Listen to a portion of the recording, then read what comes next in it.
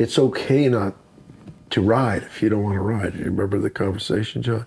You know, for years I would say, you know, look at these people have these horses, they don't ride. For years I would say that. Why don't they ride? I don't understand. How could someone just have a horse and lead it around or just come down and brush it?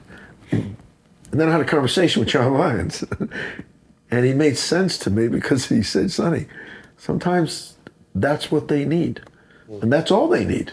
I had a lady teach me that lesson in 1980. She comes up to me and she says that she had bought this yearling. Well, we end up at this little barn, walking wise, and this corral. And she said, oh, well, let me show you how it's halter broke. Well, I thought that it wasn't halter broke.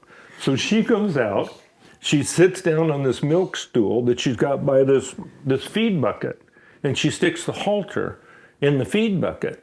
And what she's been doing is evidently feeding this horse in this feed bucket and putting the halter off and on this horse, and that is halter broke.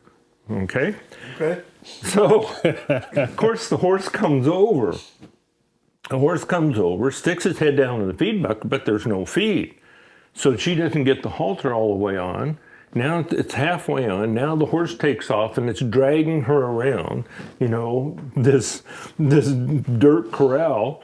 And finally, of course, you know, she has to let go, and so she gets up and she's crying and she's got mud streaks going down her face. And of course, I do what any good, knowledgeable horse person would do. Wouldn't it be better off? Wouldn't you be better off? This is your first horse, I understand that. But wouldn't you be so much better off getting a horse that's already halter broke? And she looks at me and she says, John, do I have to ride it? And it was like hitting me with a sledgehammer. And I thought, how many people and how many horses would be so much better off if they never rode them? You know, and she was the person in 1980 who taught me that people have horses for different reasons. Wow. It's not, they don't have to match my reasons. Over the years, I learned that over and over again, that if a person has a horse and all they're doing is looking at that horse outside their kitchen window, and that horse is filling a need in that person's life.